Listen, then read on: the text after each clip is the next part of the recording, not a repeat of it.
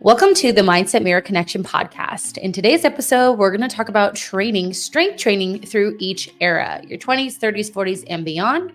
So if you're a lady out there who's wondering, okay, now I'm in this era of life, what do I do? Listen up and lean in as we elevate your mind.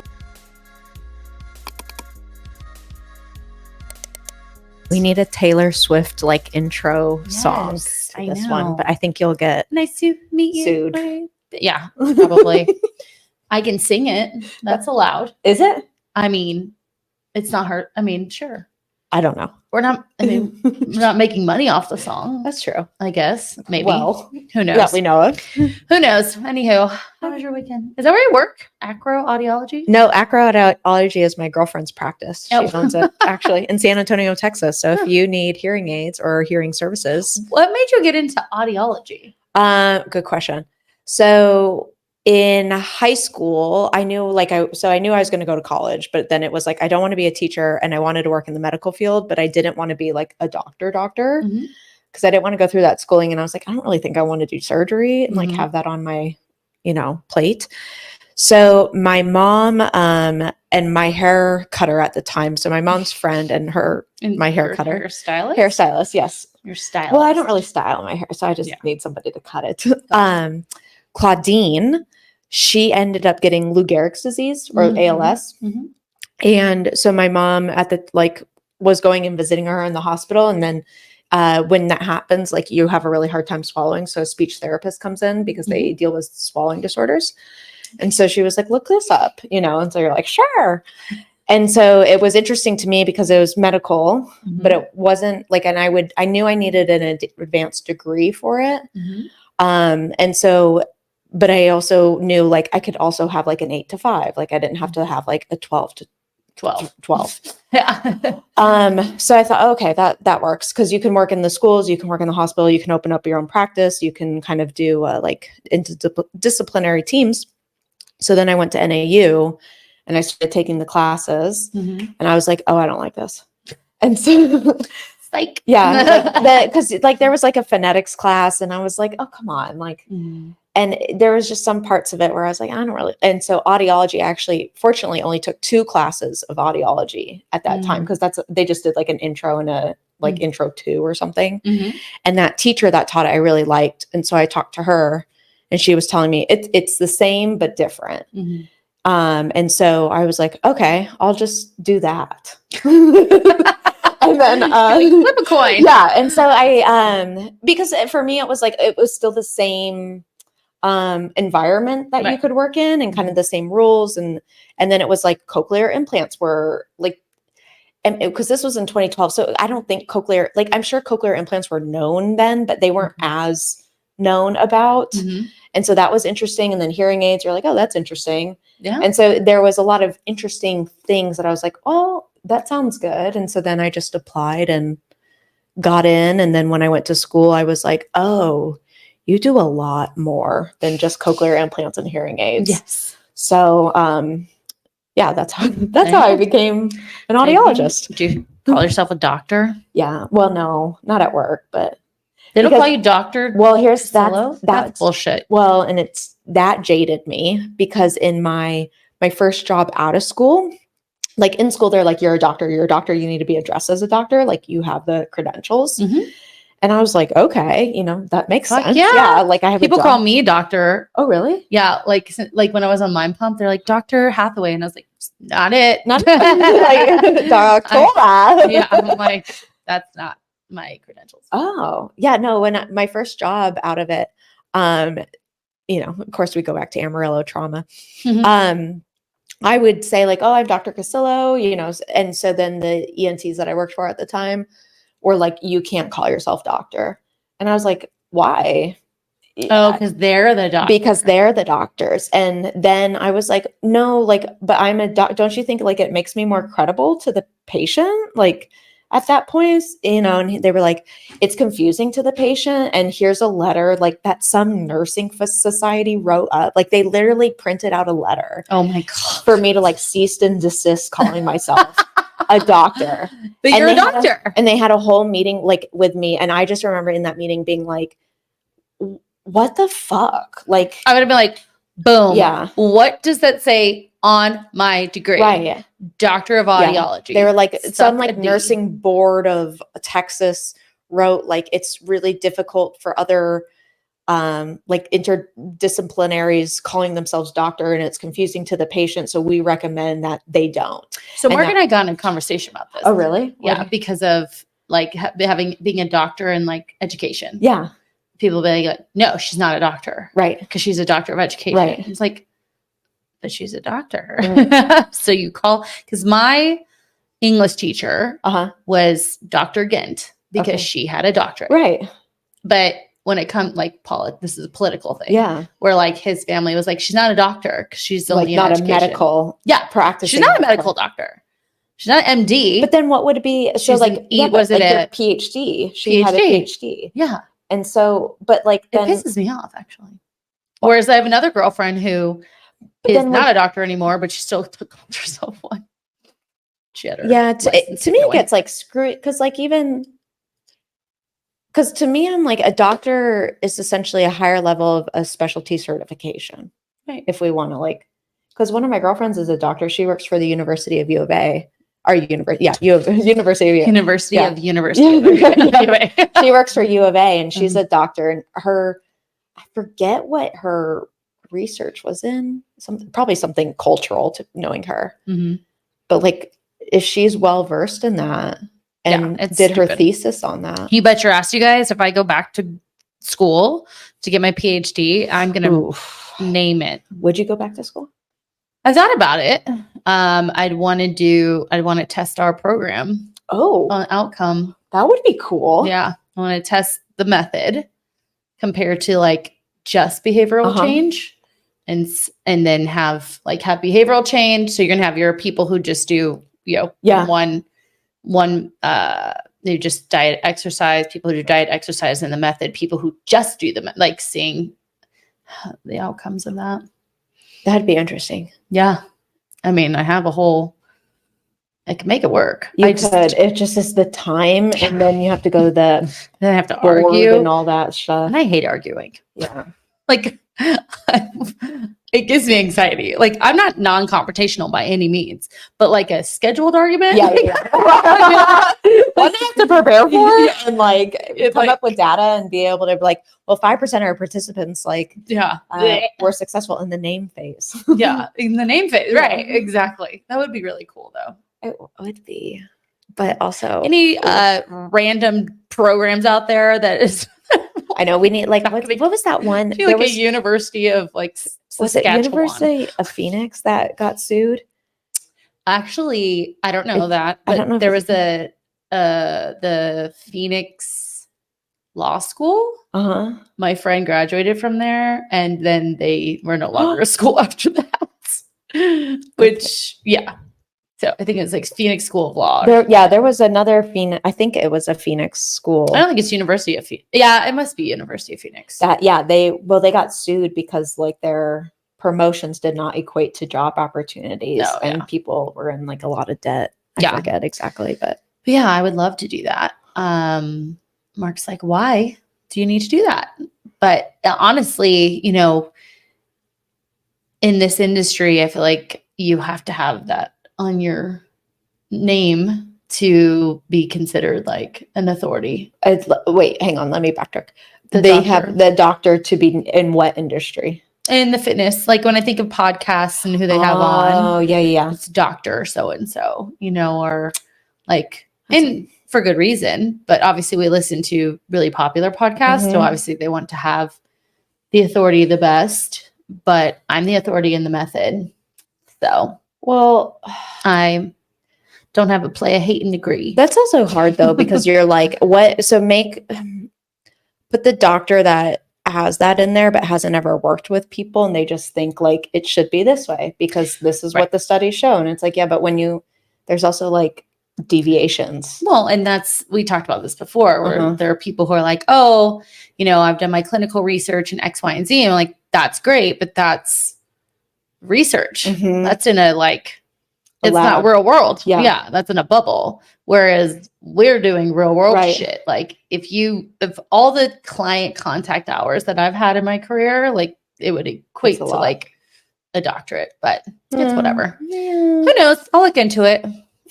Somehow Put it on your to-do list. Yeah, on my to-do list Yeah, of things. great. You know? Good idea. I mean, eventually I want to work my way out of this business. Oh. Yeah. Not like be away from, but like where I don't have to do as much. So then I can focus on other things. I was like, oh. No. Like, No. we need to talk about that. No, meaning like I'm not, Yeah, I'm, you're not the face. You're it's the brand. It's the brand. It's the brand. method. It's Yeah. So anyways, I didn't do anything. Well, my cousin came in town. We already talked about that. Yeah. But Nothing let me tell you guys, I don't know if I'm just getting old. Well, I am getting old because I had to buy readers. That was cute though. Yeah, I know. I can't. So interesting thing with readers, like most places start at 1.25 and that hurt my head. I was like, whoa, but 1.00. Okay. It's good. I don't know what that means, but that sounds great. It's the magnification. So it's plus rather than minus because I can't see. So this is the biggest, my iPad. You guys are going to notice we're going to have iPads. Look at us getting fancy for our notes. Yeah. So that so I want you to understand our upgrade. We started with the whiteboard. Now we have it on the TV. And then we're just going to do it from the iPads from now on. Yeah. Because we want to make sure we touch all points and it's organized. But anywho, getting old. We went out on Friday with my cousin, which was fine. And then I was like, I don't want to do anything. I just want to hang out. And I put on sweatpants and a tank top. And I was like, I'm not doing anything today. And my cousin showed me how to do my makeup. Oh, fun. Yeah, I still didn't do it right. But why? It looks good. Yeah, she's like, but I don't know how to do makeup. So like I think contouring and all of that. It was fun. She's a baddie. So we decide I want to get floating shelves in our bathroom to like put everything up because I hate it all on this stuff. Plus she gave me all that product. So we went to the home store and they had the floating shelves. They were 50% off, 50% off. Oh, it's like it was meant to be. I know. $17 a piece. Those shelves. I know. I was like, they're really nice. You guys are like gold. And oh my God, I can't believe we're talking about this. And then we got shelves are so great. Yeah, I got some. You know what else is great? Those packets you put in your closet that smell so good. I bought some of those. They're like fragrance. Yeah. You're a lot more girly than I am. Yeah. I like fragrance. And then I got some pillows. Then we needed actual pillows for our bed. And then they didn't have. Those are hard to find though. Yeah. Good, like a good pillow, because you buy one, you're like, it feels good in the store, and then you get home, you're like, oh. Yeah, well, we had to just get the Costco ones, which are not my favorite, but they didn't have king pillows at this home store. They had like one that was like, So were they sold out, or they just didn't have them? They had a whole fucking wall of pillows. They had like just one king pillow type. Okay. Anyway, so then we ended up buying all the stuff at Costco food that we normally buy, and I'm going to put together a little reel because. Like what I wanted to find for our listeners, for our followers is like, I've got 10 minutes. What do I do? What do I buy? And we have this list, you guys, for our clients that's literally by store, but I just sat there and took pictures and then like, here, put this, and this together. It's a perfect meal, 10 minutes. Yes, you have to use a microwave. Uh-oh. Yeah. Or you don't. Use air fryer. Yeah. Use the instant or the, what's it called? The crock pot, but there's also like the oven. It's not an oven, but it's not oven. It's not a microwave. It's like a stovetop oven. I don't even know. Whatever. That thing. Yeah. It's a toaster. Aaron's yelling at us right now. She goes, I always yell it out when you go. Oh, really? Yeah. It's like the toaster that you put it in. I don't know. Michael has conventional oven. Is that what it is? Yeah. Okay. Yeah. That. Yeah. I know what you're talking about. Yeah. Or the one that's like on that you can on the pull countertop. out. Yeah. What is that called? I know. Shit. Anyway, so we did that, and then we went to Target. Oh my God. And then we went to the dollar store to find my readers. Found them at the dollar store. Nice. Then we came home and we got sushi. Sushi friend? Yep. Good job. Yum. And then I was hungry afterwards. Naturally. Yeah. Anyway, and then yesterday, did I leave the house yesterday? I worked out. I did a bunch of, you saw my workouts. I'm in this kind of like, I want to do some moves I haven't done in a while era. Did you see what I was talking about with your? Yeah. Yeah. Well, and so what she's asking about is I did overhead squats with the barbell for the first time. And I have a muscle impingement or bicep impingement in this, and really both of them. And I think it's from cheer. They're messed up. And so today I did, no, was it today? No, this was yesterday. Yeah, it was the same move. Like trying to rotate them out. Really, this arm sucks at it. So my left arm, you guys, if you're listening. So on an overhead, I remember in CrossFit, they would tell you to kind of almost rotate so it's like you're serving something, right? Oh, that hurts just doing that. Really? Yeah. They're just tight, you know? So I've been doing some moves that I don't normally do. So overhead squats today. Oh, I did snatches, but I didn't do, so I can't call them really a snatch because of my shoulder, I can't snatch grip. I did snatch grip rows today. Oh. Yeah. So I'm just doing all this weird shit. I was going to try clean and jerks. So what do I need that for? When am I ever going to do that move? You could do, well, instead of like are you talking like the split stance jerk? You could do a push jerk. I did. Oh, no, I did a push press. Yeah. Instead. That too. Yeah. And then I did some other things, but it was fun. And I decided I was going to jump 30-inch box. And I did it a few times. And then I psyched myself out and I'd fall down. And it was hilarious. But I did it. When you sent me that video, I laughed out loud. Everyone's like, you're going to hit your head. I'm like, I'm not going to hit my head. I've tested it already. It just looks like it. Because look they're angled. Yeah. My house is a mid-century modern. So like the roof comes to a peak in the middle of the house. So I was on that side of the room. Yeah. Anyway, I wasn't going to hit my head. I figured you'd be okay. Yeah. It's very close. Yeah. Today I jump roped. You did? Double unders or just? I've never been able to do You can't double under? No. Aww. Absolutely not. Anyway, what'd you do? Saturday I did absolutely nothing. We potted and then we were potted done. And then nothing. Potted and nothing. And then yesterday, Michael needed social clocking. So he's like, let's have some people over for a pool day. And I was like, oh.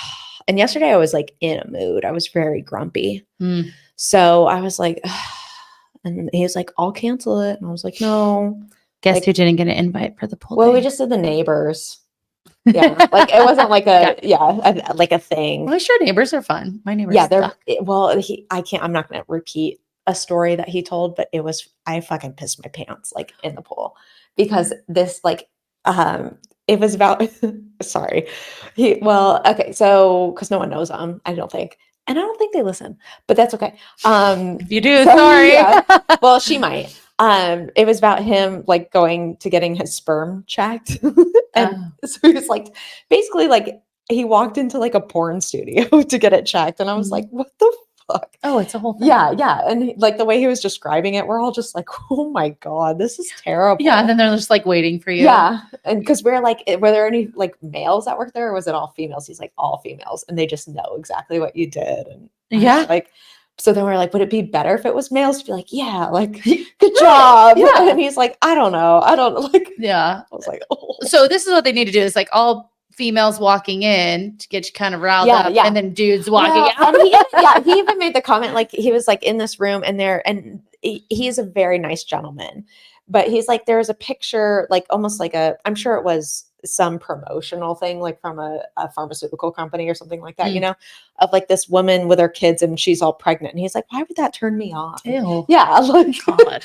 And he's like, that doesn't turn me on. So that would be a weird fetish. Right. I mean, it does. Well, I'm sure there's, you know, there's something for everybody. Yeah. I'll have to tell you, man. So I ended up, I think I told you I got the inflammation test, the gut health test. I haven't done them yet, but I also got the rain barrel effect, which is Dr. Cabral's book, which is the same book that is the training that I still haven't done. But I started reading the book and I'm like, damn it, there's just shit in everything. Mercury, arsenic, all this shit. Yep. And I'm like, I thought of you. Why? About your seafood. He's like, certain seafood has high levels of mercury in it. Your sharks and it was talking and your big fish and tuna. Oh yeah, so you don't do tuna. Oh, I do tuna. Okay. Yeah. They were saying that it can cause birth defects. Yeah, I got real worried about that. Yes. And I was like, please don't eat the stuff from the bottom of the bottom feeders. No, it's the big feeders. You said The longer they're alive. So the longer they're alive, the more mercury they have. But the bottom feeders are gross because they're like they eat all the shits. Yeah. Yeah. So really you can't win. So Okay. Well, that's where and like in my first trimester, sushi was one of the only things that I was like, that sounds good. I'm going to eat that. yeah, it's delicious. So I'm like, well, then I'm on this roll. So, What? so I'm reading this book, you guys. Okay. I need everyone to understand me.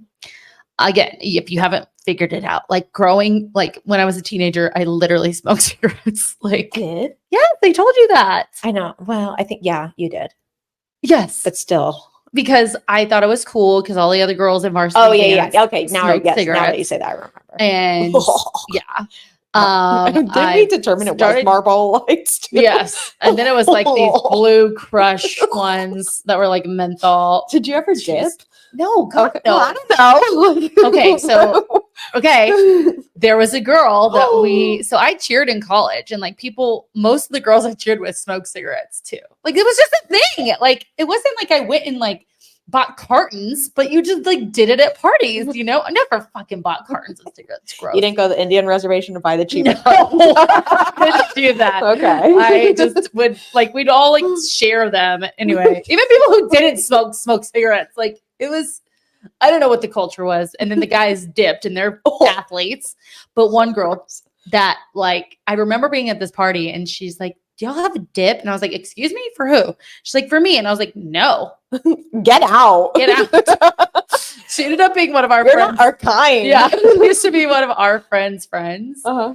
And yeah, she just dipped. That was her thing. Oh. I know. Yeah, so gross. Anyways, coming back to my story. So I started drinking at age 18. And when I drank at 18, I drank like Midori sours and like amaretto sours or Zimas. And then didn't get into like drinking beer till later. The reason I'm telling you guys this is I am far from the clean, afraid of all foods, everything's going to kill you. Yeah. Blah, blah, blah. Yeah. I mean, that would be me. I wear aerosol hairspray, like, you know, but I'm reading this book and I'm like, oh man, now we got it. Mark, I told him, you can't eat I can't believe it's not butter spray anymore. You've got to eat Kerrygold butter. He's like, why? He's like, why? Yeah. And I'm like, it's not good for you. And I'm like, your skin, because he has skin issues and he's had gut issues. And I'm like, this has got to be this. And I'm telling him, we've got to, change our water filter. We've got to get new cleaning products. Yeah. I need new deodorant. I need new toothpaste. Like, I mean, just control what I can control, right? Guess who comes home with Kerrygold yesterday after he went to the store? He did it on his own.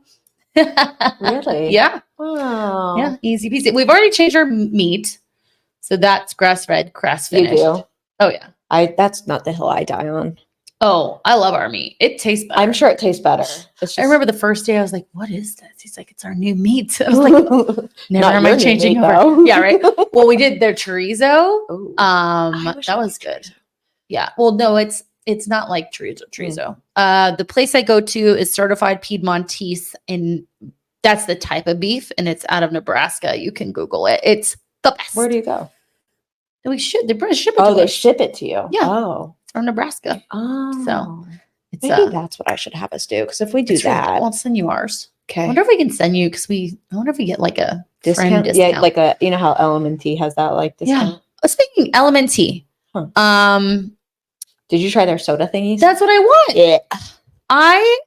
I'm on their like constant. Yeah. I want you to send me one, LMNT. You haven't gotten one? No. Oh. Unless it came when we were gone and Haley took it. She's like, I'm gonna try this. It came a while ago. Oh. Then it wasn't. It was weird. Really? But I didn't like it, but some other people I know loved it. Yeah. I drink my soda water with lemon. Yeah. Anyways, so now I'm on this mission to clean out your everything, which is hard. Anyway, we've talked a long time. All right. Well, now that I am cutting everything out of my life, now I'm going to tell everyone what to add and cut out of theirs. Yeah. Training through your eras. I interrupt this episode to bring you our August promo, which is $1 for 1 month of the Mindset and Movement fitness training app.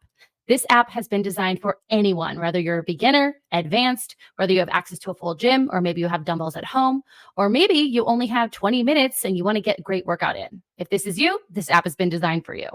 The app includes 4-phase training programs. We have a 5-day split for someone who has access to a full gym. We have a 5-day split if someone has access to dumbbells. We have a 3-day body weight and band split if you want to start there. We have a 3-day time crunch dumbbell workout split if you're short on time. And we have core programs that you can add to any of the other programs. The nice thing about this app is that every month the workout change. The workouts are going to be designed based on the previous workout, so they're well phased so that you get the results that you desire. You also get access to our community forum of like-minded individuals to share your experience and share your workouts and your success. You'll also get access to a variety of resources that the Mindset of Matter includes in this program. So if you're ready to get in the best shape of your life, click the link below to get $1 for 1 month. And here's the great thing. After the first month, it's $29 per month. So you'll definitely want to partake in this. Now, back to the show. So like Taylor Swift, we all have eras. And today we're going to talk about strength training in your 20s, late 20s to 30s, 40s, 50s, 60s. We had someone reach out and say, this would be a great episode. My best friend, Melissa. Hello.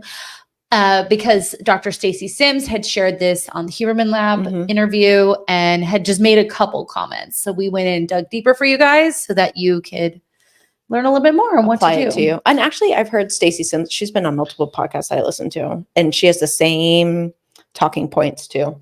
I ended up saving her blog to my bookmark. Oh, really? Yeah. So I went through and read a couple things in there just to see. She's an interesting gal. She is. Yeah. She's ripped. I was about to say that. She is ripped. I love that. Okay. So late 20s to mid 30s. Now, one thing we need to understand is that in obviously your teens and 20s, your testosterone and DHEA is at its highest. And so in your 30s, it will begin to change. Your hormones will start changing. So this is such a great opportunity to take advantage of building that motherfucking muscle.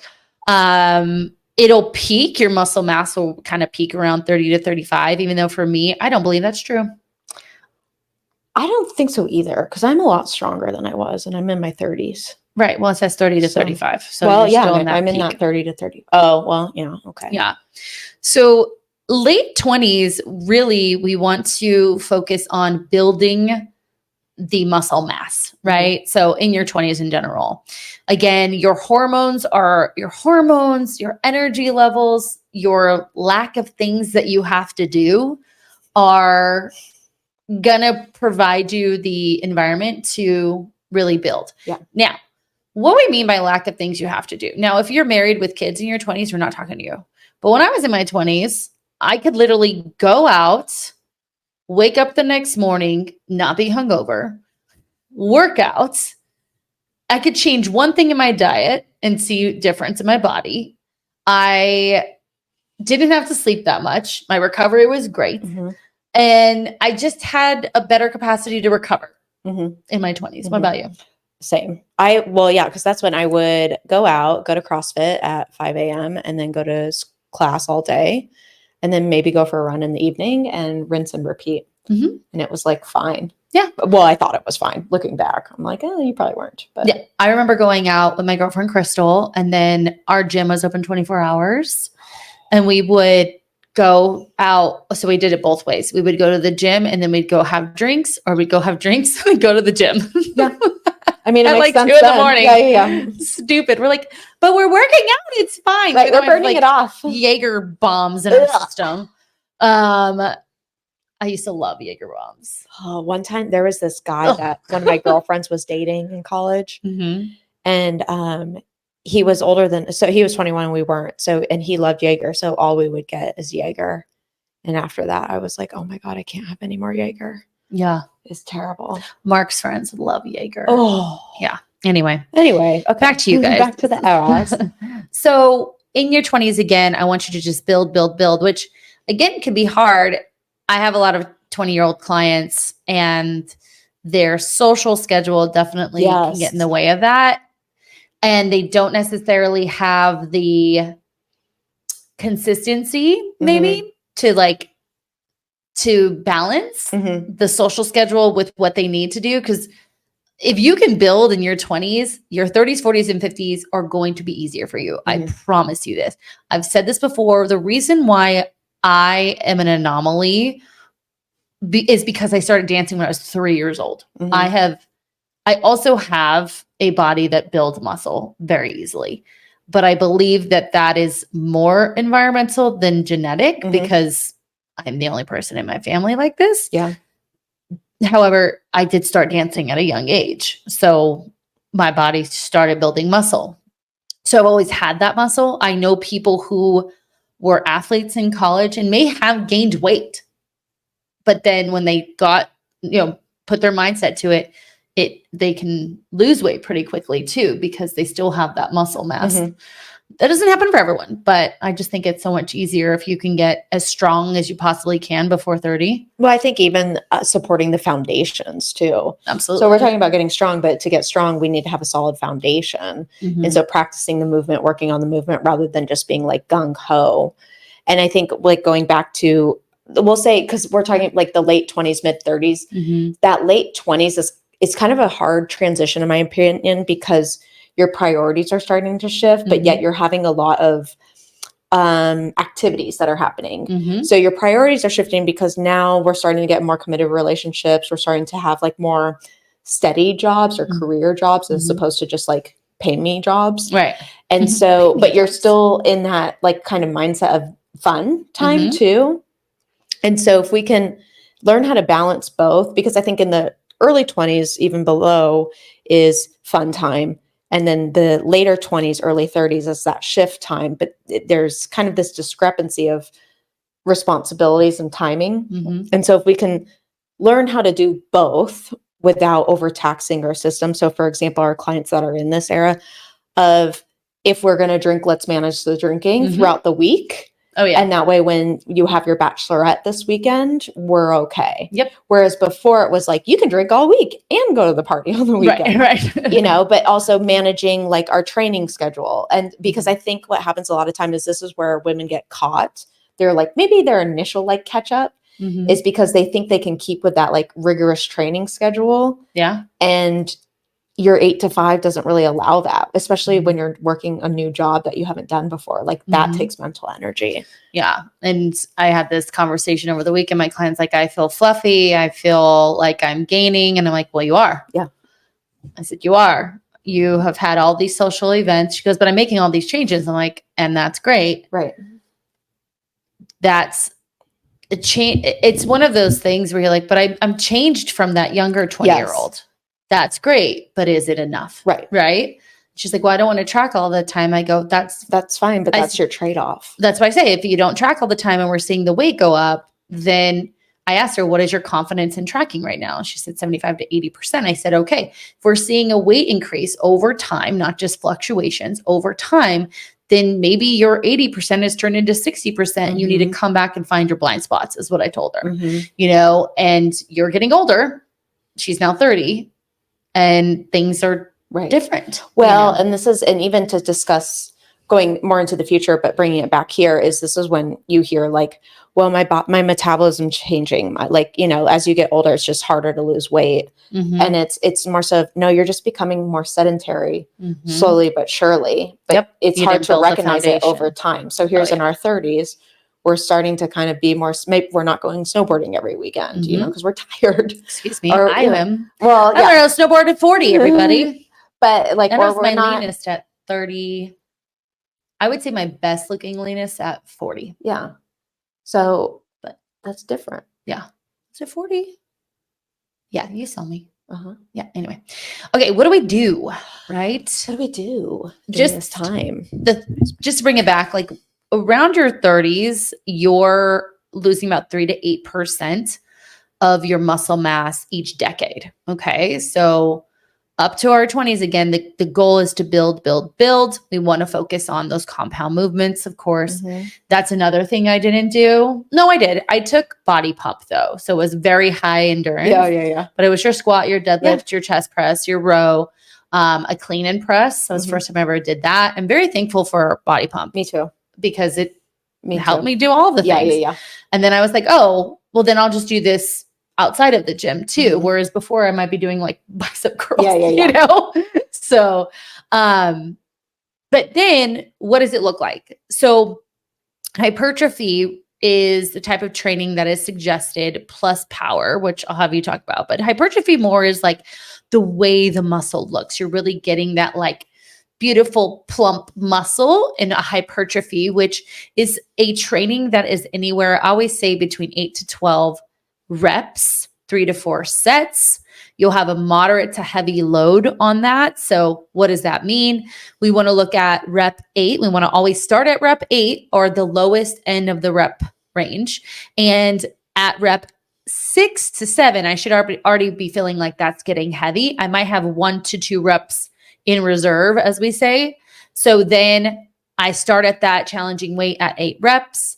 I then increase reps over time as I'm getting stronger. Once I get to the 12, the top of the rep range, I then come back down and increase the weight. Now, at 12 reps times 3 to 4 sets with proper form is when we would come back down. Mm-hmm. So that's for me, the hypertrophy aspect of it. Talk about the power. Power is training. taking the strength with the speed. And so I kind of equate it to, so like, let's think of an overhead press compared to like a clean and jerk, right? Because those are the same thing. I'm pressing overhead, but do I have the power to, so let me go back. Overhead press, I'm pressing the barbell overhead and just going for my 8 to 12 reps, focusing on how the muscles feel as opposed to like, can I exert maximum force? So now in a speed amount of that, like, can I exert that amount of power? So speed and force as I'm cleaning and jerking overhead. So can I clean from the ground, press it overhead, in an explosive movement? That's how I think, like more of the explosive multi-factorial, but multi-joint, but it's not like multiple movements in one, right? Really, I still feel like a lot of power movements are full body too, right? So you're usually utilizing the whole body to achieve the same outcome, which is overhead, but we're using the entire body to do it rather than, Yeah. But your power is going to decrease with time as well. So you have to be aware of that. So if we can maintain that power, it's almost like, how does I feel pushing the car to get the muscles as opposed to, can I blast off and get it pushed really quickly? Yeah. Is a better analogy. Yeah. So the schedule that we tend to do for our clients, I do this a little bit different because I'll do like 4 and 4. So I'll do four hypertrophy weeks, 4 like power conditioning weeks, and then a deload. But what they'll do here is 4 weeks hypertrophy, 2 weeks of power, and 1 deload week. And don't forget, even if you're in your 20s, you should deload. Take a week off, walk, do some yoga, hang out with your friends, go on vacation. Yeah. Say mow the lawn? Mobility. Oh, it's like, well, mow the lawn. Mow the lawn if you want. If you don't live in Arizona, because we don't have grass here. And then if you are in your 20s, entering into your 30s, and we are pregnant, always safe to continue. Yeah. Keep lifting. Please. Keep lifting. Please. Well, it's funny. I have a client who's recently found out she's pregnant, and she also recently bought like a barbell set. Oh, cool. Like a rack and barbell. And she's like, oh, well, do we have to, she didn't say it this exact way, but like, do we have to change because of this? I'm like, nope, we do not. You do have to change hip thrust though at some point, and that's annoying. Yeah. I have a client going through fertility, and whenever she's done the what's it called? Implementation. We usually just don't do any hip thrust at this point. So anyhow, okay. So we talked about your late 20s into early 30s. Now we're going to talk about early 30s into your 40s.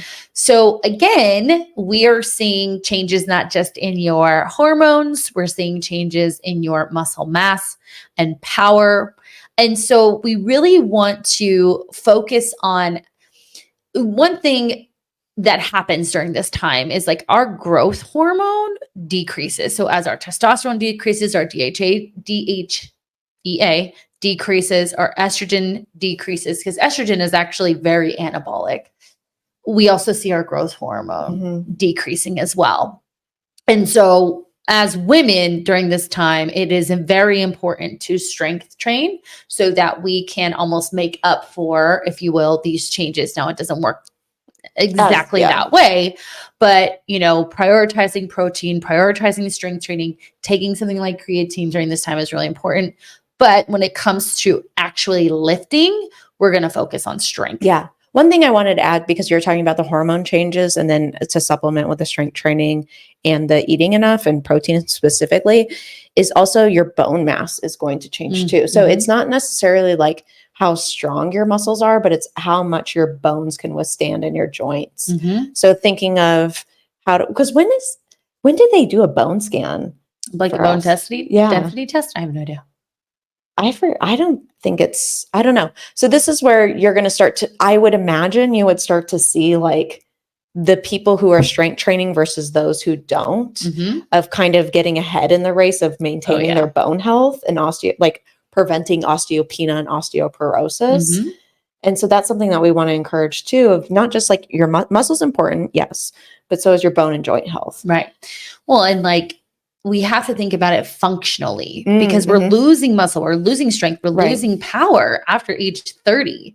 So we've got to do something to counterbalance that. Yeah. And strength training is going to be that. So we've talked about it before, guys, like you want to make sure you're able to pick things up from the ground. You want to make sure you're able to put things overhead. You want to make sure you're able to sit down and get up without any assistance. And your 30s, late 30s into your 40s is a perfect time to do this on top of, so it's almost like you get all of this bang for your buck when you're doing this strength component. Now, you're probably like, strength, that's what you talked about last time. We're talking about getting stronger in the lifts. Yeah, no matter how you look. Correct. Right. Because hypertrophy is more of a look, right? We have technically 4 styles of strength or resistance training. We have power, which is 1 rep max. This is like your, like Olympic lifting, right? Then you have strength, which is your 2 to 5, 2 to 6.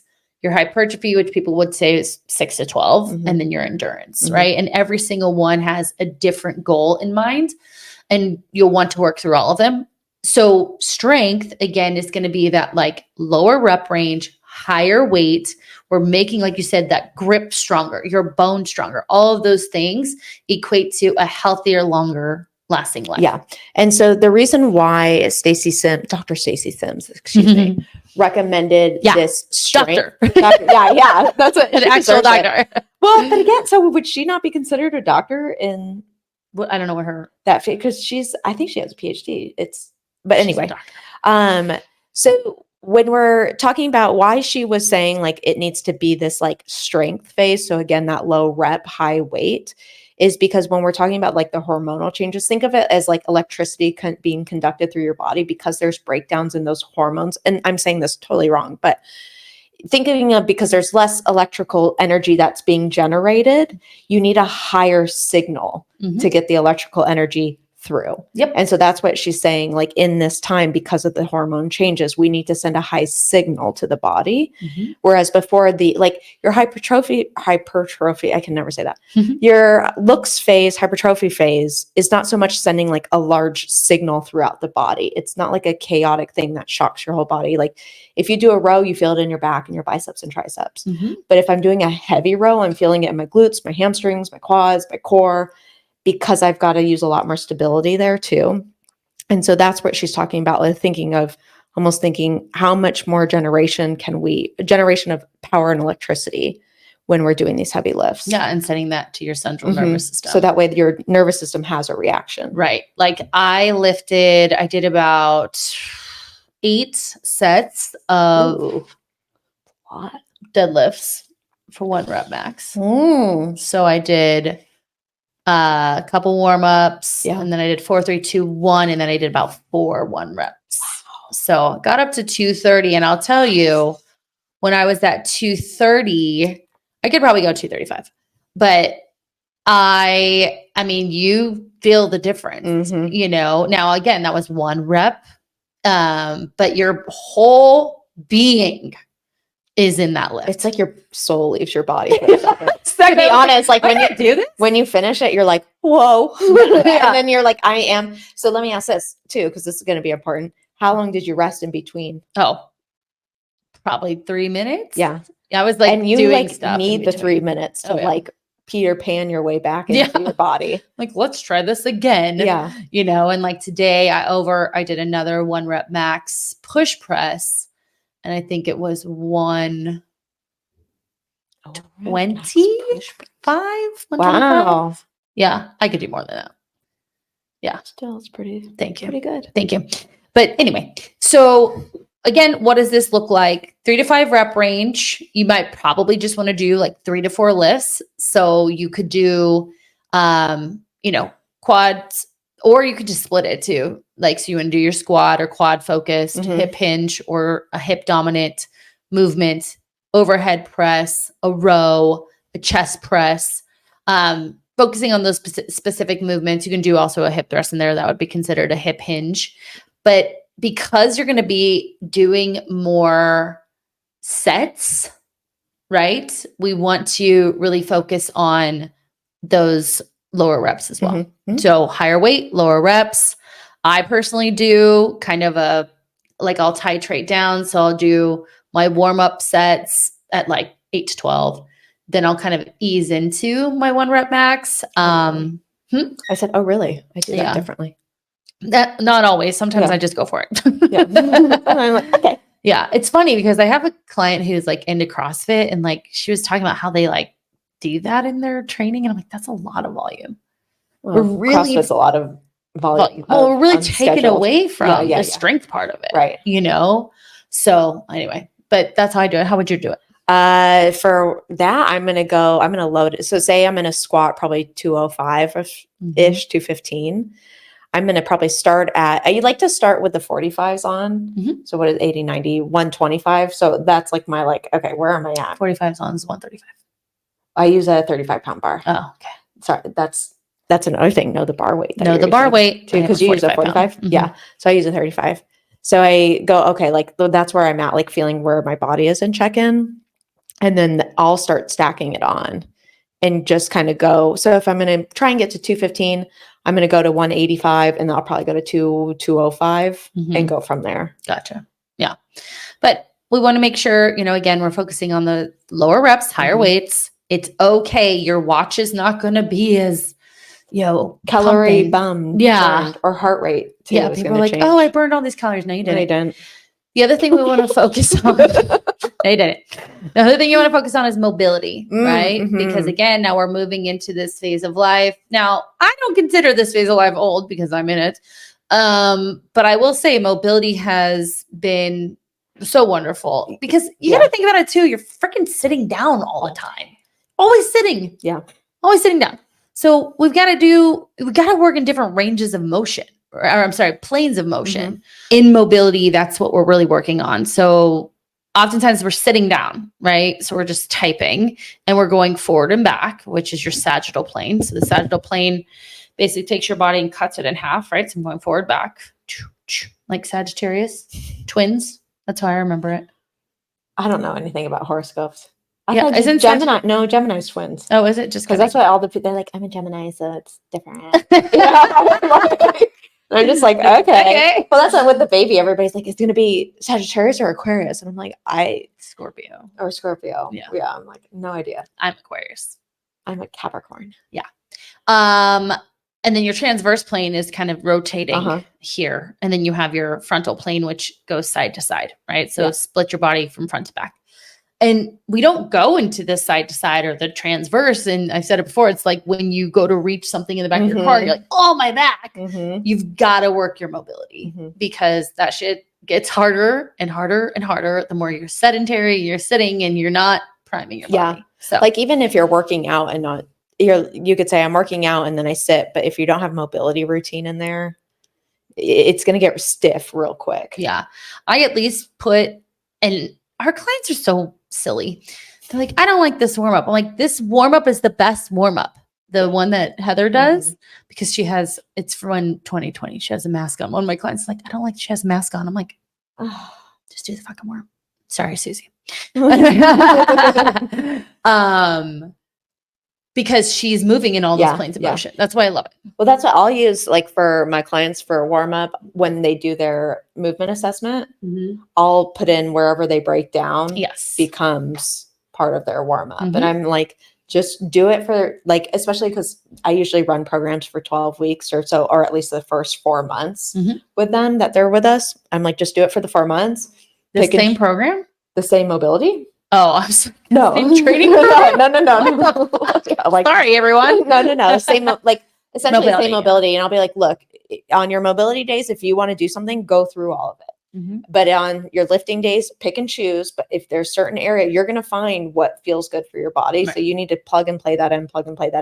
Then afterwards, if you've got it down, I'm not going to program it. Yeah. But if you're like, no, I like to have it, then I go, okay, we can keep putting it in there, but then we can mix and match and put some other stuff in there too. Yeah. I started doing more because I realized I was doing the mobile or the dynamic for every upper or lower. So I started doing more like if they have like PVC pipe pass-throughs and things like that. So anyways, mobility is definitely helpful. Let's talk about why, because now you're going into your 50s and we want to make sure you are just an agile little thing.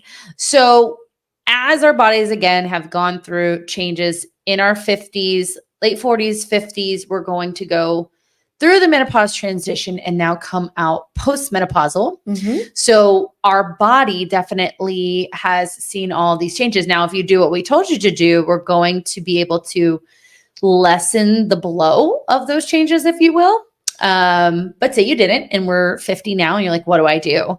We want to relearn movement, right? And the but one of the symptoms, and not everyone's going to experience this, of being in menopause and perimenopause is a lot of inflammation and joint pain. Yeah. So again, even just starting like with a really awesome mobility type of training where we're using weights as well. Yeah. And then if you're new and then easing into like a resistance training program would be helpful. Well, and I would say like if we're in our 50s and we haven't done like a resistance training program yet, then a mobility training is going to be more influential daily, whereas the strength training or the resistance training program is not gonna seem like it has as much carryover. And what I mean, it's not that it's not going to, but you're not using a lot of force and power and strength throughout the day. Whereas mobility wise, you're not realizing how much you're turning or sitting down or crossing your legs or anything like that. So I would start with what can I do at home, right? Because that's usually a big hurdle of like, I don't want to go to the gym. I'm not really sure what to do. Right. Is start doing a mobility circuit at home. Then when you go to the gym, do it there. But then when you're doing the mobility circuit and you start to resistance train, like we said, match what you're doing mobility wise to the strength training that you're going to do. So for example, if I'm going to squat, I want to work on my hips and my ankle mobility more so. And so I'm going to do maybe a 90-90 and then like a combat lunge or even like some down dog and I twist my ankles or twist my calves essentially. And then that way, when I go into the squat, I'm assessing how do I feel? Like how do those joints or like those, what is it called? The points of, oh shoot, there's a name for like sticking points. No, there's a name for like the 5, like your ankles, your hips, your knees, shoulders, like your and toes. Yeah, like there's a name. Head, shoulder, knees, and toes. Points of like articulation or something like that. I don't know. Someone's gonna know it. I don't know either. Okay, that's fine. Anyways, we tried to look it up, but I don't know it. Yeah, and I know it's a thing. All right. Well, now that we've talked about 40s, 50s. I'll be there in 9 years. Less than 9 years. You know who's a hottie MILF in their 50s? Who? That one client I sent you the picture of. Oh, she is hot, you guys. So Amanda sends me a picture of a client who looks hot AF. And she goes, guess how old she is? And I guess like 32. Yeah. No, 38, I think you said. Oh, the only reason I guessed older was because I like looked at all the things that that would show your age. But even that was hard to tell. And she's like 55. Yeah. So good work, even though she has the body image issues that she needs to work on. She's getting there. Because she's a hottie. So 50 years old, right? We are going through the menopause transition. We may already be post-menopausal. One thing we need to keep in mind is during this time of our life, our anti-inflammatory hormones like estrogen are lower. Therefore, we are going to experience more joint pain, more inflammation in the body. And so we're still kind of going into this, continuing the strength training aspect of things, but we also want to listen to our bodies. Yeah, I was going to add in too, is we need to listen to our bodies because our hormones are still in this, we'll say, adaptive period. Like this. And so sometimes we may feel more energy, whereas sometimes we feel less energy, and there may not be a reason why. Like I don't know why I feel like so fatigued. It's literally because maybe there was a shift in your hormones too. Right. So when we're talking about the strength training, yes, we're still going heavy, but we want to gradually add that in a way that works for the hormones. So it may be, say like this week, I'm postmenopause and I'm just feeling really down and sluggish. Well, that doesn't necessarily mean I'm going to use the same weight that I was using 2 weeks ago when I was feeling really great. Maybe my hormone levels were adjusted with a new medication or HRT, and then it didn't actually work out as well as I thought. So you need to be able to, like, this is where, again, as you said, of like the strength training foundations carry you through each era, but also the connection to your body is carrying you through each era too. Yeah, absolutely. No, and I mean, just as everything in your life really is going to be based on, and I just know this from my clients going through this, like on how you feel. Yeah. It really is, because you may not got a great amount of sleep. That's going to even make your hunger go up. You know, you're not going to feel as great in the gym. You may not even want to work out that day. Right. So it's not just jumping into, especially if someone you haven't strength trained like this before, and like those low rep, high weight range, it's listening to your body. And, you know, if one day you're like you said, I need to cut the weight, Right. But eventually we'll get through this and you'll kind of get back to a routine. So what is suggested at this age group is 1 upper, 1 lower, 1 full body, right? So about 45 to 60 minutes, still focusing on, I would say, 3 to 5 reps. Then you can add in mobility. So again, mobility is so important, but we really actually want to focus that into our training as well, and do roughly like 2 mobility sessions, and then also doing it in your warm up or cool down, right? Because throughout day, like if you're watching TV. Yeah, too. absolutely. Like doing it throughout the day. One thing I like in the 50s and 60s is balance training too. Yes. So that was not suggested, but I personally know that we want to make sure that you know how to catch yourself if you're tripped, you're falling, whatever that is. So training in unilateral, so 1 foot compared to 2 feet on the ground. So that could be a lunge, that can be a single leg deadlift, you know, single leg squat. But also doing that in overhead movements as well too. So you're really focusing on your center of gravity, your core, focusing on the body and how it's moving, and you also realize like, oh, I'm off balance and one side's stronger than the other. So I like to incorporate that for my clients going into 50s and 60s. And then HIIT. Yeah. She talks about going into HIIT, but the way she describes it is contrary to the way we've been doing HIIT. And we've talked about this at different times throughout our podcast, but generally what people think of HIIT is like a 60-minute class of like high intensity training, and with like these short rest breaks, and they're kind of doing like, I don't even know, jumpy things. like it's Jump something. Jumps, jumps, lots of jumps. Yes, burpees in between the squats to overhead press to bicep curls, and then burpees and then rest. But when Dr. Stacey Sims, whenever you hear her talk about HIIT, she's saying it's a very short interval. So what, like 15 minutes, I think she says, if that, maximum 12 to 15 at max. So literally a quarter of the time that you're in your group fitness class or that your YouTube video shows. And what you want to do is do an all out effort to like 90% ish.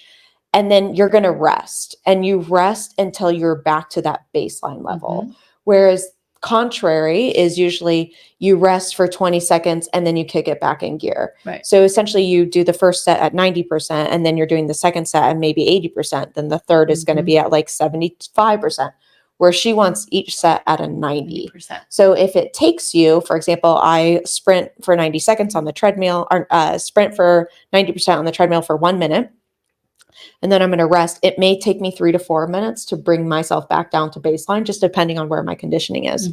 Well, that's not 1 minute, and then I need like 1 minute of 90% work, which totals 15. It's okay. So that was 5 minutes of my 15 minutes of work too, because I will see clients try and like manipulate that, where it's like, well, I only worked for the 1 minute, the rest doesn't really count. So I actually do this 15 rounds. And then they're on the treadmill for the hour that I just said, don't do that. Don't do that. Right. Yeah. Well, and this type of HIIT training is, we talked about like growth hormone and testosterone, right? There is research that shows that this actually can help evoke the strongest stimulation of both of those. So I think that that's really important. So again, like when I'm doing my HIIT training, I will run for 30 seconds full, like boom, boom, boom, boom, going. Like my heart rate is up, and then I will walk until it comes back down. And my baseline, I just say under 100. Yeah. So I go under 100 and then boom, we do it again. And I'm only doing that within that short period of time. And I can tell you, it definitely makes a difference. Some other things too to think about, and this could also be in your 30s, 40s, 50s, is like just jumping, right? Like power movements, just because that's going to help with bone strength as well. I forgot what it was, like after your 40s, like there's not a lot of people who do any sort of sprinting, jumping.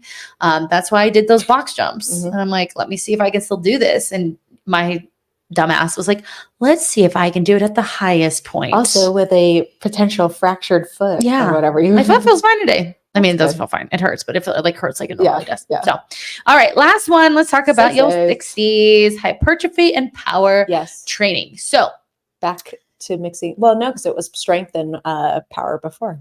Yes. So we know in our 7th decade that our muscle loss like accelerates, right? So we're headed up to that point. Our fall risk, our injury risk will increase, and we don't want that. We want to keep you strong and healthy. So we want to continue, again, strength training and also power training. And so this is where we would actually go back to like hypertrophy, right? So 10 to 12 sets, that's going to be your go-to training program. So we're going to come back to hypertrophy at this point. So if we were strength training in our 50s, right, in those lower rep ranges, now we're focusing on building lean muscle mass. We love that. We love lean muscle mass moment. So Dr. Simsos does explain like power movements. So that could also just be your, like you said, some of those more full body movements. I also think of just calisthenics too. But again, we've got to remember we're now getting into our 60s, but those power movements are going to allow you to know where you are in space. So you reduce falling, which is really important.